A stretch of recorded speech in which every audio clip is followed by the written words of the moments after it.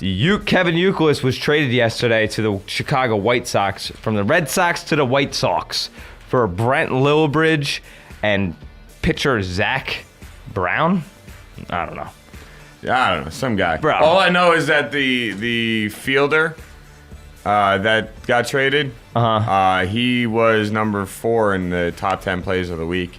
Oh, good for him, but he's not that great of a player. I don't know what that means for the Red Sox and what they're getting, but they're getting more. They're getting depth. That's what they're pretty much getting for Youkilis, which is actually a little surprising because I thought they could have gotten more for Youkilis than what they got. But overall, it works for both teams. The Chicago White Sox at third base this year have gotten absolutely no production. They're the worst in the major leagues when it comes to batting average, slugging percentage, home runs, and I believe RBIs as well from third base, which is traditionally a power position. Pixel question. Now that Kevin Youkilis is gone, who is Jabba going to throw at over in Boston? It's going to be Pedroia now, okay?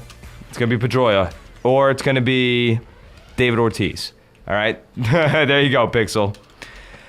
But Youkilis brings a lot of veteranship to this Chicago White Sox team, and I actually think that he's gonna work out really well over there. He spent 8.5 seasons with the Red Sox, career .286 hitter, hit 133 home runs with 563 RBIs, and he's a 2-time World Series champ. The thing that was frustrating for Youkilis was that the Red Sox have this kid, Middlebrooks, who's killing it. So he's breathing down Youkilis's back. You can't keep the vet when you got this great young talent, batting so well. I think he's batting .326, 9 home runs with 34 RBIs. This kid, Middlebrooks, has 34 RBIs in his first 41 games. That hasn't been done since Wally Joyner back in '85. Wow. That's a nice gap of time. AKA our lifetime. Yeah, man. So I understand why the Red Sox did this. The Middlebrooks is just killing it right now. You're not going to try and platoon Youkilis and Middlebrooks. That just wouldn't be the smart thing. I think his name's Zach Stewart. I think that's his name. Not Zach Brown. That's a band. But again, Zach Stewart is wasn't anything special for the White Sox. He's 25 years old. I just think it's more or less about depth and just trying to get things better because Lillibridge isn't all that great himself. But again, I think Youkilis is going to be great on the White Sox. They have a good mixture of good veteran players with good young talent.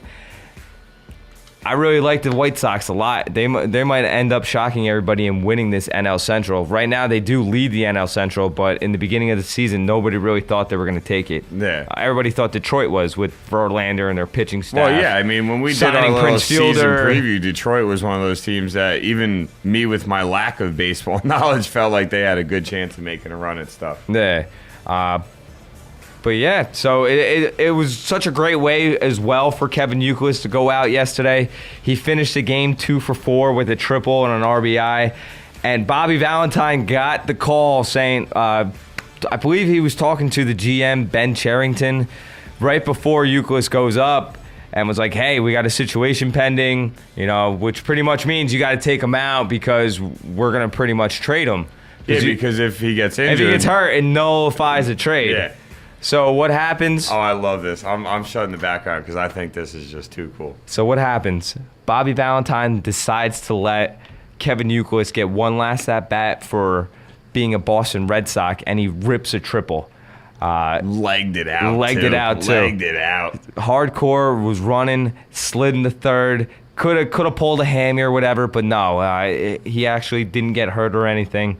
But the best part about everything was, after either he scored a run or after the inning was over, the Boston fans responded so well to him, gave him a standing ovation.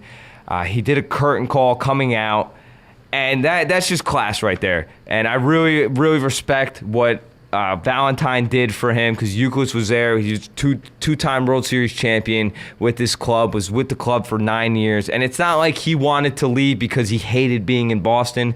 He wanted to leave because him and Valentine are butting heads. And you got this young kid, Middlebrooks, coming up, taking his spot.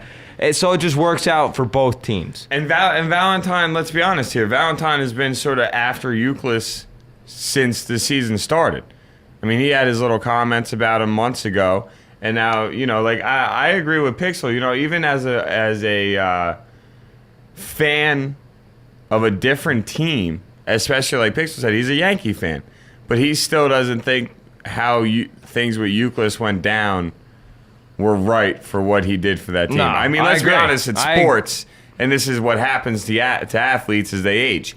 Your teams don't treat you the same way they did when you're 25 and in your prime.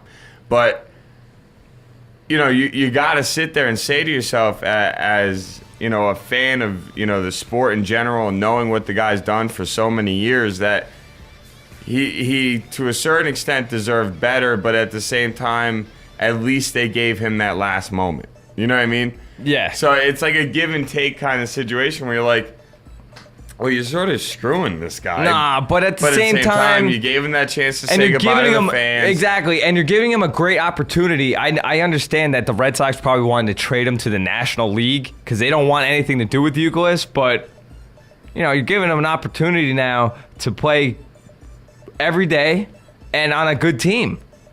And I think he's going to have something to prove. And watch out for the Sox, man. The White Sox. And the Red Sox, too, actually. Red Sox are playing off their bird right now. 4 games above 500. And they're getting all these key players back from injuries soon. You got Crawford, who hasn't played all year. Ellsbury, who hasn't played all year. Andrew Bailey, their closer, who hasn't pitched an inning all season yet. These guys are all coming back. So watch out for the Red Sox. Sooner or later, they're going to be making a run. See, and that you know what? It's funny because every time we get to moments like this, all I keep thinking about is you a couple weeks ago saying, I'm not hitting the panic button yet.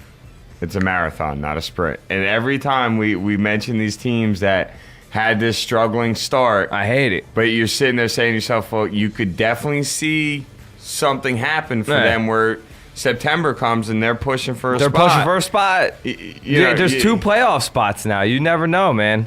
You never know. But watch out for the Sox, unfortunately. As long as they can continue to hang around, once they get their key players back, they're going to be very tough to beat. So, yeah. Yeah. You know what? Youkilis, like you said, going to the White Sox, it's not like they sent them some dirt team where he's just going to run away. Like Colorado or something like that, where they're 14 games out of first place.